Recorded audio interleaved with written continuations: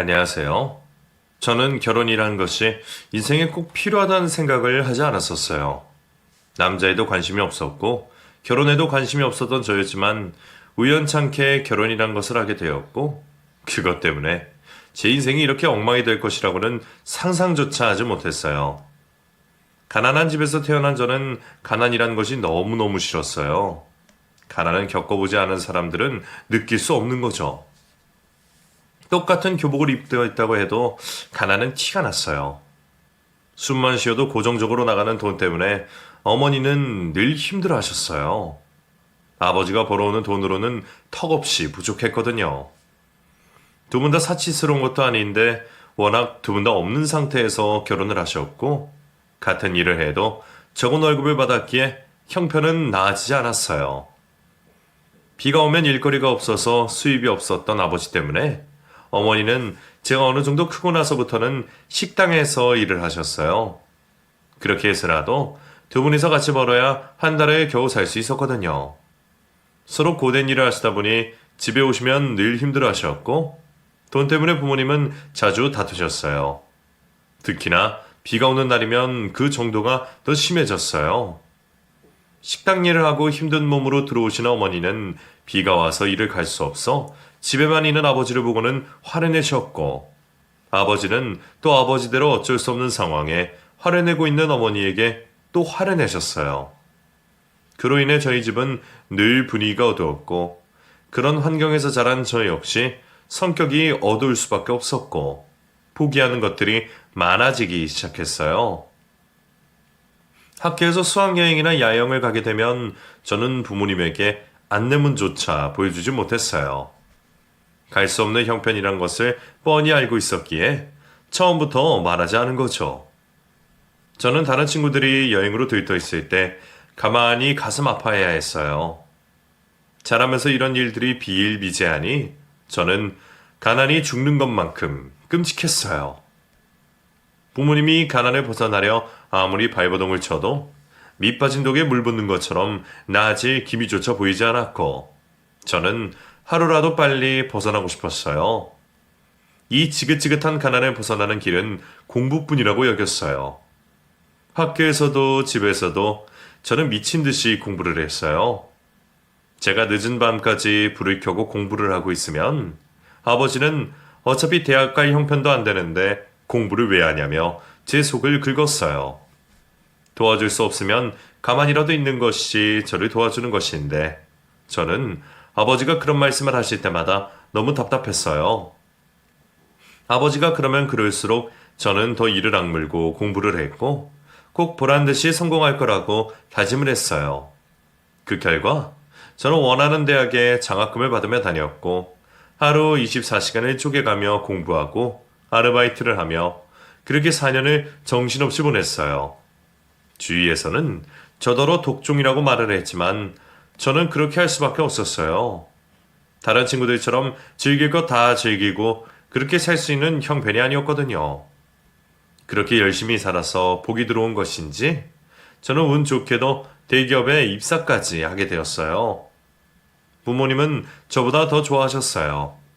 해준 것도 없는데 혼자서 제 갈 길을 잘 가고 있으니 부모님은 저를 자랑스러워 하셨어요. 저의 악바리 근성으로 다른 동료들이 힘들어하는 일들을 해내다 보니 초고속으로 승진을 하게 되었고 저만의 커리어를 쌓게 되었어요. 어느 정도 직장 생활이 안정이 되었을 때에는 그동안 해보지 못했던 취미생활도 즐기면서 남부럽지 않은 생활을 했어요. 오로지 저만을 위해서만 살았고 제 삶이 너무 만족스러웠어요. 그래서인지 저는 결혼에는 도통 관심이 없었어요. 결혼한 친구들 역시 능력만 있다면 혼자 사는 것이 속 편하다는 소리를 종종 했었어요. 그 친구들은 결혼을 하고 나서 출산을 하고 육아를 하기 시작하면서 경력이 단절이 되었어요. 아이가 조금 자란 후에 다시 복직한 친구들도 있었지만 대부분은 그 길로 쭉 쉬고 있었죠. 그런 친구들은 하나같이 결혼을 부정적으로 생각하고 있었어요. 자신의 삶이 없어졌다며 하소연을 했었어요. 저는 그런 친구들을 볼 때마다 안타까웠어요. 결혼 전에는 이 친구들도 자신의 삶을 살면서 반짝반짝 빛이 났었는데 그 빛을 잃어버린 것 같았거든요. 그래서 저는 더더욱 결혼을 꼭 할 필요는 없다고 느꼈었어요. 그렇게 지내다 보니 어느새 나이는 30이 넘어 37살이 되어 있었고 부모님의 자랑이었던 저는 부모님의 근심이 되어 있었어요. 부모님은 20대 중반부터 만나고 있는 남자가 없냐 물으셨고 30이 넘어가면서부터는 결혼은 언제 할 거냐며 독촉을 하기 시작하셨어요. 저는 매번 만나고 있는 남자도 없을 뿐더러 아직 결혼할 생각이 없다며 지금 하고 있는 일이 먼저라고 말했었어요. 하지만 이것도 나이가 30 중반이 넘어가자 먹히지가 않았어요. 저는 부모님의 성화에 못 이겨 결국 선을 보게 되었어요. 부모님과 같은 모임을 하고 계시는 지인분이 집안도 좋고 능력도 좋고 사람도 괜찮다며 소개시켜 주었어요. 선자리에 나간 저는 남편을 처음 만났고 남편은 미국에서 이름만 대면 다 아는 회사에서 일을 하다가 1년 전 한국으로 들어와서는 자기 사업을 시작한 사람이었어요. 부유하게 자라 힘든 것 없이 물 흐르듯 살아온 남편은 남들이 봐도 그렇게 잘한 사람처럼 보였어요. 마음에 여유가 있어서 그런지 인상도 푸근하고 아우라가 느껴졌어요. 대화를 나누면 나눌수록 따뜻함이 묻어나오는 남편에게 저는 끌리게 되었어요. 부모님의 성화에 하는 수 없이 나온 저는 차만 마시고 일어나려 했는데 한 번 더 만나보고 싶다는 생각이 들었어요. 카페에서 나와 남편은 저희 집까지 데려다 주었고 괜찮다면 주말에 식사를 하자고 말했어요. 저 역시 한 번 더 만나고 싶었기에 흔쾌히 승낙을 했어요. 남편의 차를 먼저 보내고 저는 집으로 들어왔고 처음으로 선을 보러 간 딸을 부모님은 눈이 빠지게 기다리고 계셨어요. 제가 집에 들어가자마자 어떤 사람이더냐, 느낌은 어떠냐, 또 만나기로 했냐 등등 쉴 새 없이 질문 공세가 이어졌어요.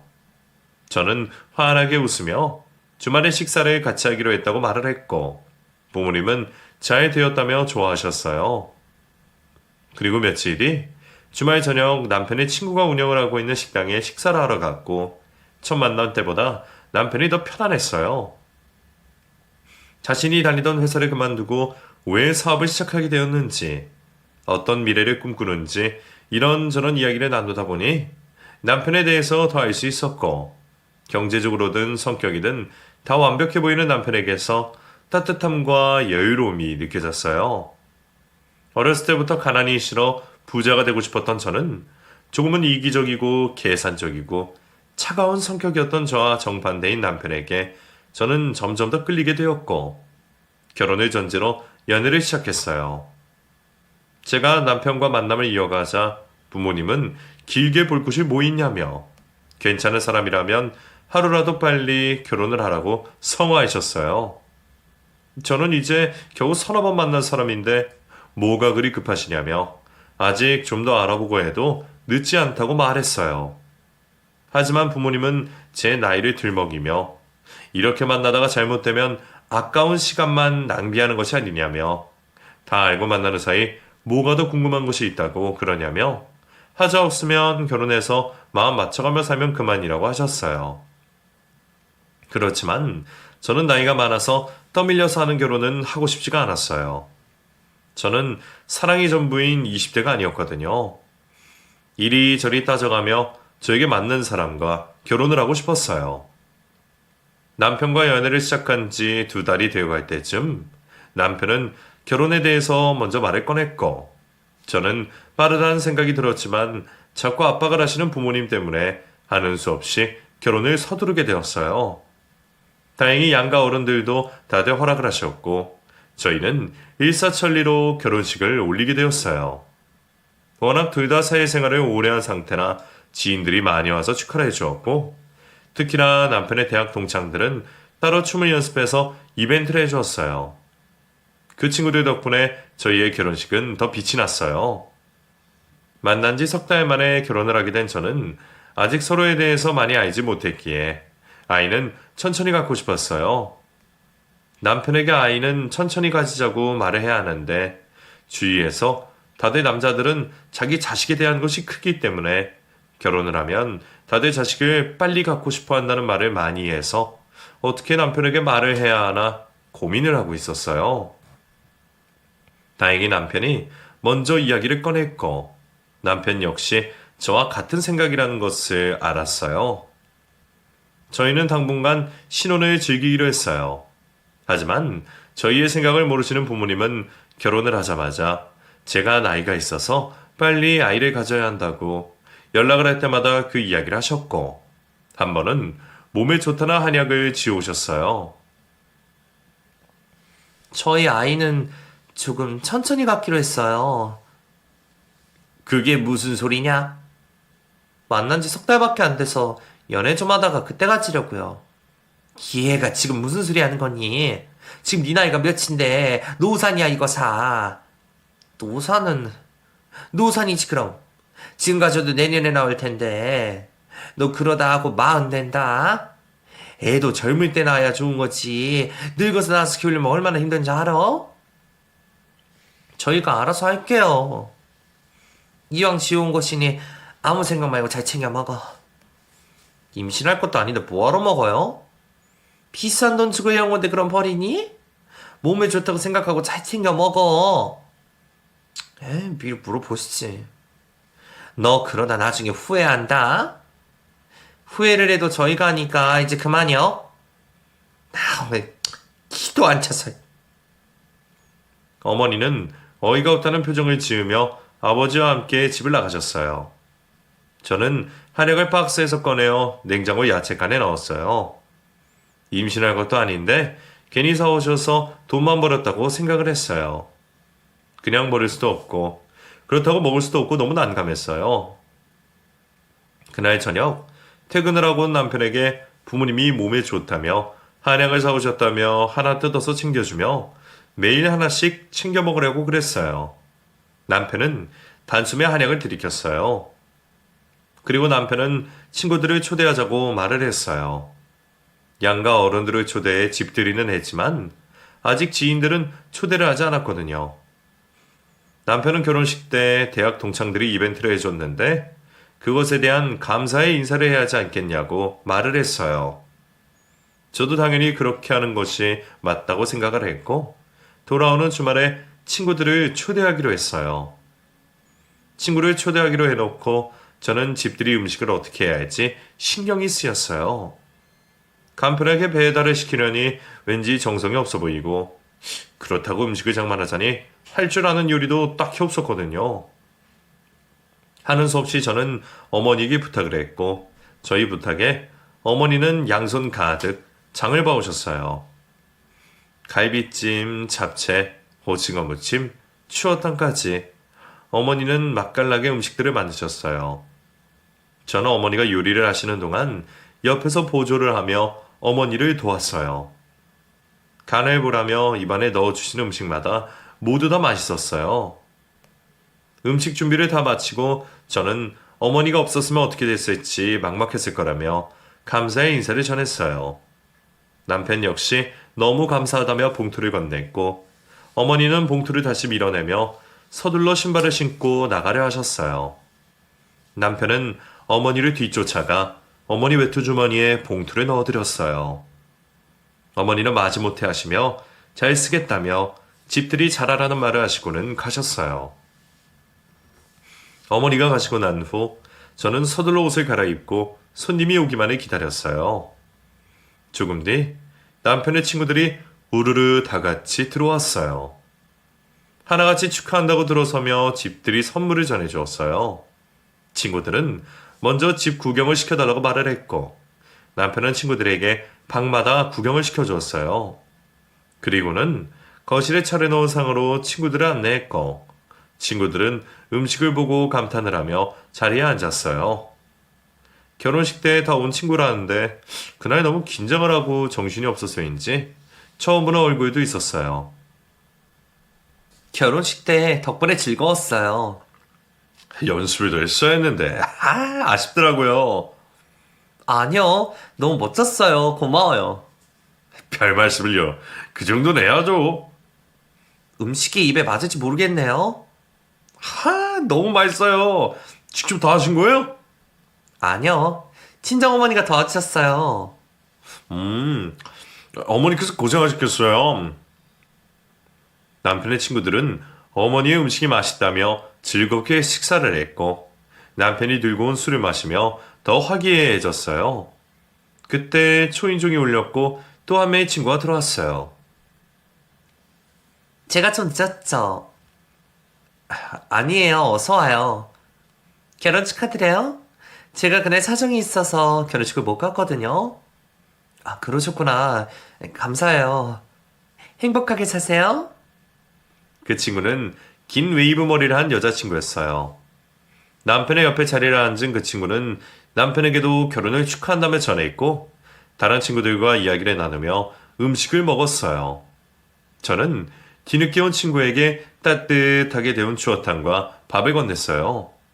그 친구는 저에게 고마웠다고 생긋 웃었어요. 시간이 지날수록 분위기는 더 고조되었고 술에 취해 비틀거리는 친구들도 생기게 되었어요. 남편은 술을 더 사오겠다며 일어났어요. 그러자 한 친구가 따라 일어나며 그럴 필요 없다며 더 늦기 전에 그만 가자고 말을 했어요.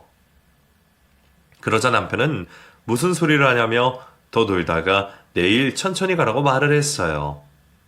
친구들은 신혼집에서 그러고 싶지 않다며 다들 일어났고 집들이는 마무리가 되었어요.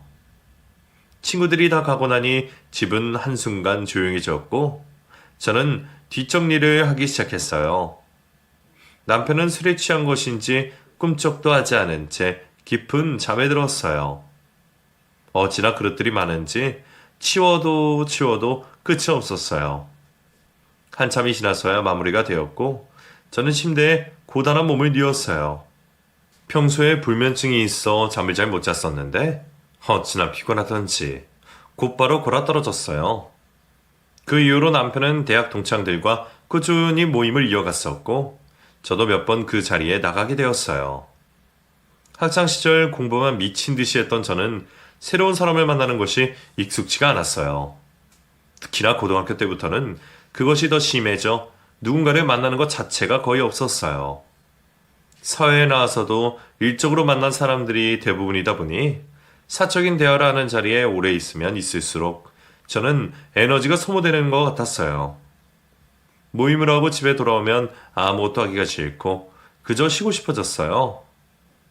남편의 친구들은 워낙 오래전부터 이어져 사이들이라 현재 이야기를 하다가도 과거의 이야기로 넘어가기 일쑤였어요.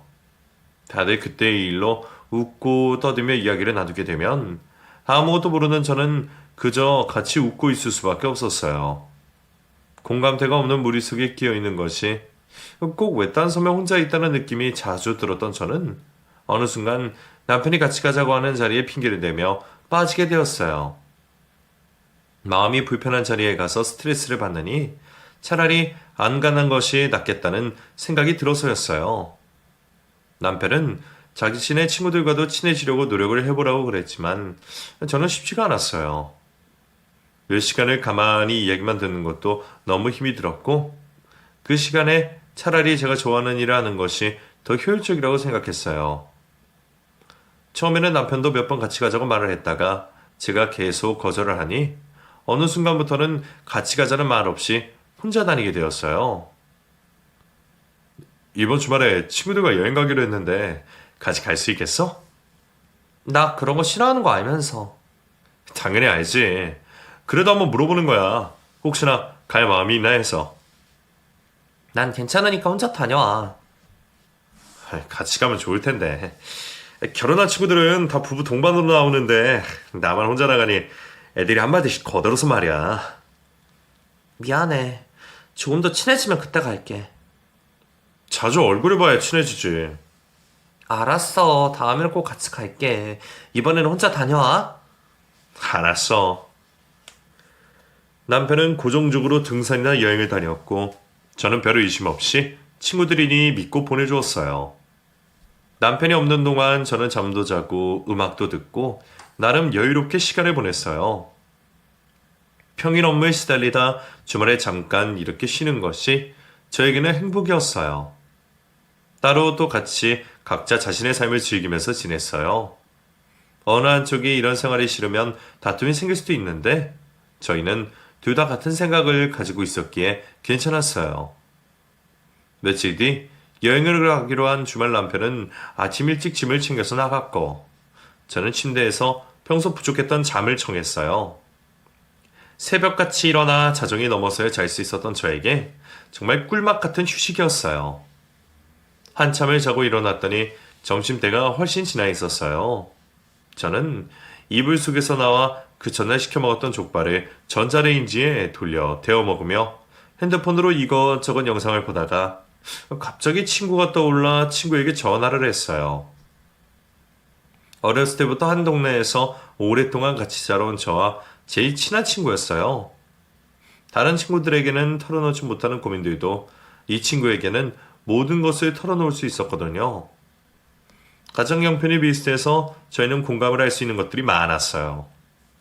그 친구는 저에 대해서도 잘 알았고 저와 결이 비슷해 제가 너무 좋아하는 친구예요. 오랜만에 친구와 수다를 떨게 된 저는 갑작스럽게 집으로 친구를 초대했어요. 저의 초대에 친구는 한달음에 달려왔고 저는 과일과 차를 준비했어요. 텔레비전을 보며 깔깔거리며 친구와 수다를 떨었어요. 저는 남편의 여행을 가서 내일 오니 자고 가도 상관이 없다고 말했고 친구는 그럼 편한 옷으로 갈아입자며 깔깔거렸어요. 저는 파자마 바지를 하나 꺼내주었어요. 친구는 이제야 편안하다며 대차로 뻗어 텔레비전을 봤어요. 그 사이 남편에게 메시지가 왔어요. 친구들과 함께 찍은 사진과 함께 잘 자라는 인사였어요. 제가 친구에게 사진을 보여주자 친구는 의아한 표정을 지으며 말했어요. 네 남편 여자들이랑 같이 갔니? 대학 동창들이야. 이런 자리를 보냈단 말이야. 왜? 다들 오래된 친구들인데 뭘. 아무리 그래도 그렇지. 1박 2일을 이렇게 보낸다고? 또 이상한 상상하신다. 우정이야, 우정? 남녀 사이에 우정이 어딨니? 내가 괜찮다는데 자꾸 왜 그래? 노파심일 수도 있는데 다음부터는 너도 같이 다녀. 아무리 친구 사이라지만 얘 봐라. 팔짱이 웬 말이니? 아무렇지도 않으니 나한테 이렇게 사진을 보냈겠지. 여하튼 조심해서 나쁠 건 없잖아. 네가 자꾸 그러니까 화나려고 그래. 알겠어. 그만 얘기하고 다른 얘기 하자. 친구는 제가 정색을 하자 화제를 돌렸고 저는 친구의 말에 기분이 나빠졌어요. 그동안 아무렇지 않게 생각했던 것들인데 친구가 하는 말이 거슬렸어요. 친구는 저의 표정을 읽은 것인지 미안하다며 기분 풀라며 우스꽝스러운 표정을 지었고 저는 이내 깔깔 웃었어요. 늦은 밤 친구는 먼저 잠이 들었고 저는 남편이 보내준 사진을 다시 보았어요. 여러 명의 친구들과 술을 마시며 찍은 사진 속에 남편에게 팔짱을 끼고 있는 그 친구. 다시 찬찬히 보니 집들이 때 늦게 온 그 친구였어요.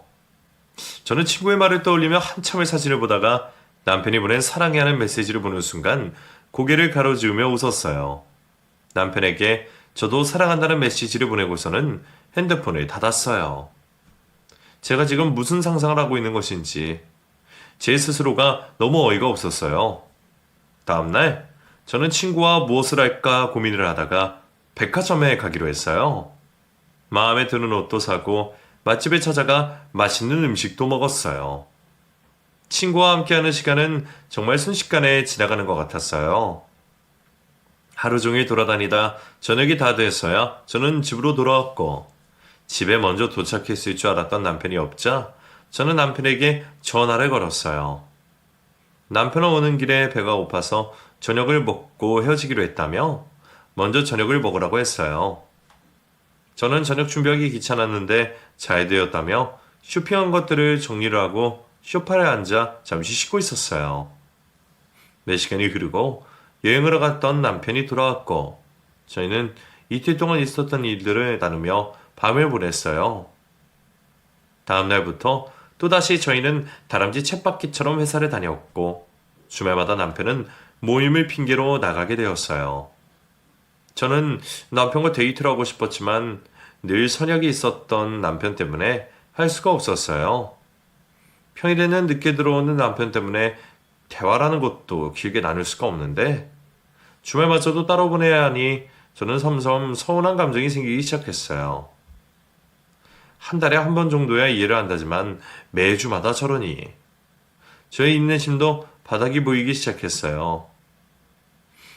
결혼을 하고 가정에 충실하고 싶었고 남편과 연애를 좀 더 하기 위해서 임신도 미루고 있는 것인데 남편은 가정보다는 자신의 삶을 더 중요하게 생각하는 것 같았어요.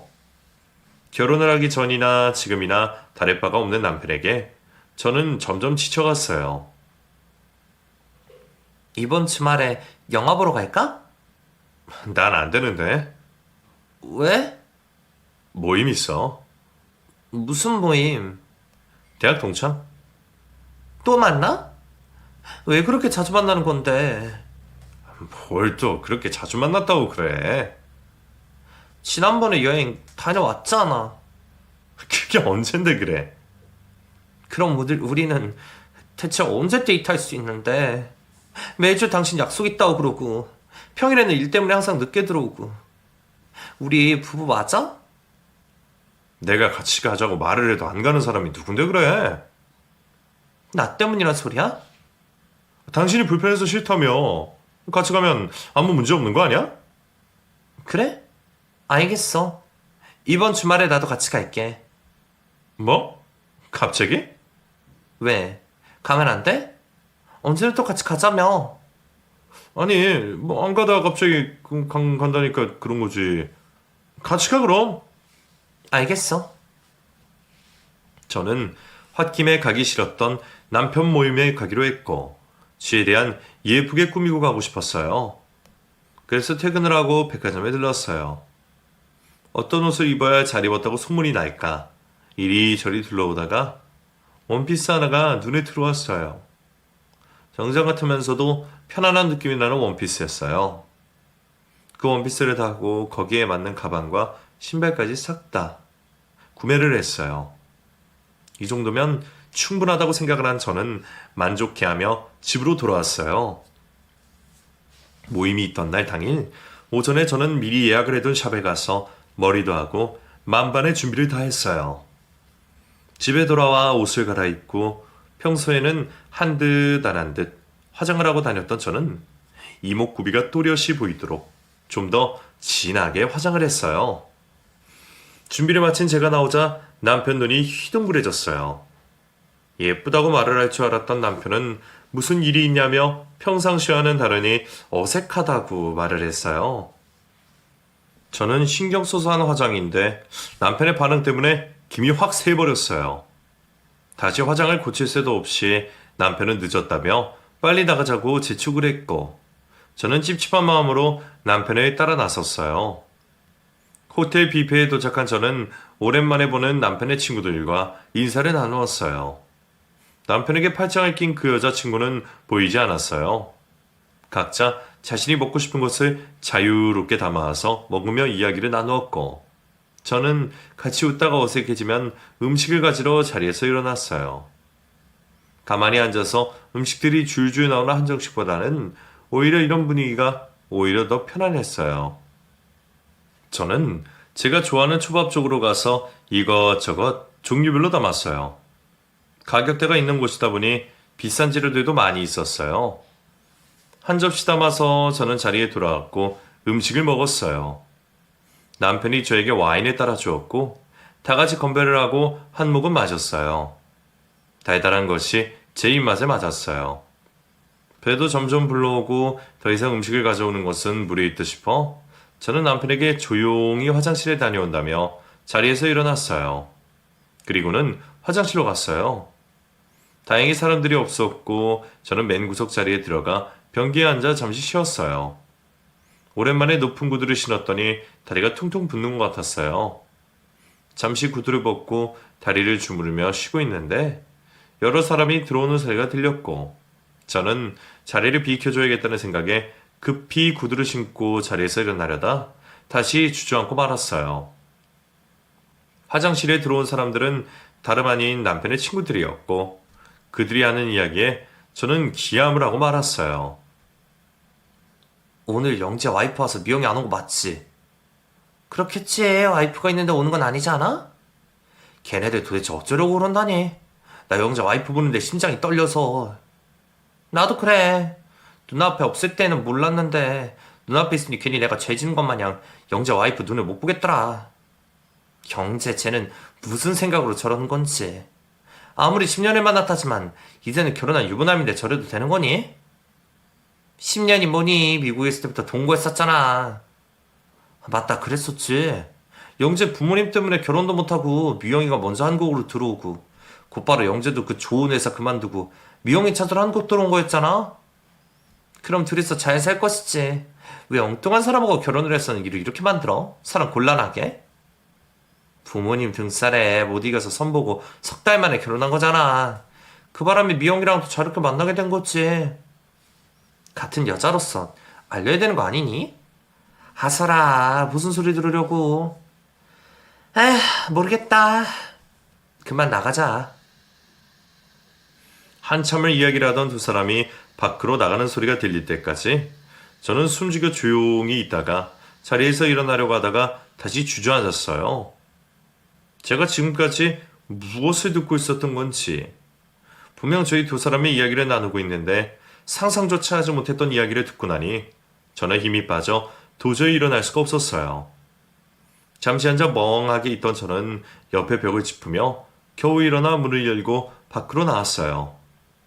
화장실에는 아무도 없이 조용한 음악 소리만 흐르고 있었어요. 비틀거리는 다리로 겨우 세면대까지 온 저는 세면대를 지탱하여 숨을 크게 내쉬기를 반복했어요. 가슴이 너무 답답하고 쿵쾅거려서 미칠 것 같았거든요. 안에서 이야기를 듣는 내내 가슴이 떨리고 숨을 쉴 수가 없었어요. 그동안 하나같이 저를 감쪽같이 속이다니 저는 온몸이 덜덜 떨렸어요. 입술이 바짝바짝 타들어가는 것 같았어요. 저는 앞에 있는 수도꼭지를 올려 손바닥으로 물을 받아 입술을 적셨어요. 몇 번의 반복을 하다 고개를 들었어요. 거울 속에 저의 모습을 보는 순간 눈물이 왈칵 쏟아졌어요. 친구가 걱정이 된다고 노파심했던 말들이 떠올랐어요. 그때는 그 말들이 듣기 싫었었는데, 친구가 이상한 상상을 한다고 생각했었는데, 그 여자와 남편이 그렇고 그런 사이였다니 저는 도저히 믿을 수가 없었어요. 지금까지 남편에게서 이상한 낌새를 느낀 것도 없었는데 제가 그동안 남편을 너무 믿고 있었던 것일까요? 잦은 모임들이 화근이 되었던 것일까요? 별의별 생각이 다 들었어요. 그리고 그동안 남편과 그의 친구들이 만났던 일들이 떠오르기 시작했어요. 그럼 그때 집들이를 하러 왔을 때에도 남편 옆에 자연스레 앉아있던 것도, 여행을 가서 팔짱을 끼고 있었던 것도 모두 다 우연이 아니었고, 그 둘은 뻔뻔스럽게 저를 앞에다 두고 연애를 하고 있었던 것이었어요. 퍼즐 조각이 맞춰지는 것처럼 모든 것이 아구가 맞아 들어가고 있었어요. 그래 놓고선 어떻게 저에게 사진을 보낼 수가 있는 건지, 정말 미치지 않고서야 가능한 일인가요? 그것도 둘만의 비밀이 아닌 다른 친구들조차도 둘 사이를 모두 다 안 채 저 하나만을 두고 모두 다 연기를 하고 있었다는 것에 저는 심장이 쿵쾅거렸어요. 그동안 아무것도 모르던 저를 보고 얼마나 비웃었을까요? 남편과 친구들을 저를 보고 손가락질을 하며 비웃은 장면이 그려져 저는 너무 고통스러웠어요. 내 거울 속 제 모습이 너무 초라해 보였어요. 언제나 늘 당당하고 제 삶에 만족스러우면서 살고 있었는데 한순간에 낙오자가 된 듯한 기분이 들었어요. 모두가 한 통속이 되어 저를 바보로 만들었다는 사실에 저는 화가 머리끝까지 솟구쳤고 그 길로 화장실 문을 박차고 나와 남편에게 다가갔어요. 남편은 화장실에 갔다 온다는 사람이 왜 이렇게 늦었냐며 다들 저 때문에 못 일어나고 기다리고 있었다며 핀잔을 주었어요. 저는 두 눈을 크게 뜨고 남편의 친구들을 하나하나 돌아가며 찬찬히 쳐다봤어요. 저의 행동에 남편의 친구들은 당황해했고 남편 역시 당황해하며 왜 그러냐고 물었어요. 저는 피식 웃으며 남편의 뺨을 세차게 때렸어요. 그러자 거기에 있던 사람들이 일제히 쳐다보았어요. 남편은 이게 무슨 짓이냐며 저에게 소리를 질렀고 저는 다시 한 번 더 남편의 뺨을 세차게 있는 힘껏 때렸어요. 그러자 남편은 화를 내며 저의 손목을 잡았어요. 저는 남편의 손을 뿌리쳤어요. 이거 놔. 이게 무슨 짓이야? 그동안 재미있었니? 아무것도 모르는 날 중간에 두고 살아가라니 기분이 어땠니? 비밀 연애를 하는 것처럼 더 설레고 그랬니? 무슨 소리 하는 거야? 네 이야기하는 거잖아. 박영재와 김미영의 이야기. 뭐? 왜? 더 즐길 수 있었는데 안타까워? 어떻게 나한테 이럴 수가 있어? 하나같이 모두 다 어떻게 사람 하나를 바보로 만들 수 있냐고. 너희들이 러브스토리에 왜 나를 끼워 넣어? 왜 잘 살고 있는 내 인생을 비참하게 만드냐고. 여기서 이러지 말고 밖으로 나가자. 치거나. 왜? 내 앞에서 아주 가증스럽게 뻔뻔하게 행동을 하더니 다른 사람들 눈이 신경이 쓰이나 보지? 남편은 흥분해서 날뛰고 있는 저를 잡고 밖으로 나가려 했고 저는 그런 남편에 밀쳤어요. 힘없어 바락바락을 쓰며 고함을 질러댔더니 저희 몸은 심하게 비틀거렸고 그런 저희 몸을 남편의 친구가 붙잡았고 저는 그 친구 역시 밀쳤어요. 너희들도 다 똑같은 것들이야. 바람 피고 있는 것들이나 방가라고 같이 즐긴 너희들이나 다 거기서 거기 다 똑같은 것들이야. 미안해요. 정말 이러려고 그랬던 것이 아닌데. 그만둬요. 내가 너희들 사과받자고 이러는 것 같아? 참 대단한 우정들이네요. 저는 가방을 들고 그 자리에서 나왔어요. 화려하게 꾸며놓은 길거리는 저를 더 슬프게 했어요. 무작정 길을 걷던 저는 어느 한 공원 벤치에 앉아 멍하니 하늘만 쳐다보고 있었어요. 하늘에는 커다란 보름달이 떠 있었어요. 그때 핸드폰이 울려댔고 친구의 전화에 저는 잠시 진정이 되었던 감정이 또다시 폭발하게 되었어요. 저는 친구의 전화를 받자마자 울음을 터뜨렸고 친구는 제가 있는 곳으로 한달음에 달려주었어요. 친구는 제가 진정이 될 때까지 아무 말 없이 손을 잡아주었고 제가 어느 정도 진정이 되자 자신의 집으로 가자며 저를 일으켜 세웠어요. 친구의 집에서 하룻밤을 보낸 저는 다음날 남편의 여자가 다니고 있는 회사로 찾아가 머리끄댕이를 잡고 흔들며 고래고래 고함을 질렀어요. 모든 것을 다 알고 있었던 그 여자는 별다른 저항이 없었어요. 그 일로 인해 회사의 소문이 쫙 펴진 그 여자는 회사를 다닐 수가 없었고 며칠을 친구 집에서 보낸 저는 남편과 끝을 맺기 위해 집으로 돌아갔어요. 집에 온 저를 보고 남편은 미안하다며 싹싹 빌어도 모자랄 판에 무식하게 회사까지 찾아가 그 행패를 부리냐며 화를 냈고 저는 어이가 없었어요. 저 때문에 자신의 친구들과도 다 틀어졌다며 모든 잘못이 저에게 있다는 듯이 말하는 남편에게 저는 뭐라고 할 말이 없었어요. 말할 가치도 없는 사람과 이러쿵저러쿵 이야기를 나누는 것조차 싫었던 저는 아무 말 없이 방으로 들어가 캐리어에 짐을 싸기 시작했어요. 뒤따라 들어온 남편은 집을 나가려고 그러는 거냐며 비아냥거렸어요. 순간 저는 화가 났고 싸고 있는 짐들을 남편을 향해 던지기 시작했어요. 남편은 무슨 짓이냐며 한 번은 넘어가지만 두 번은 안 봐준다며 저희 양팔을 붙잡고는 벽으로 밀쳤어요. 힘으로는 이겨낼 수가 없었던 저는 몸을 움직일 수가 없었어요. 저는 남편을 향해 인간 같지도 않은 벌레 같은 놈이라고 퍼부었고 남편은 저의 뺨을 때렸어요.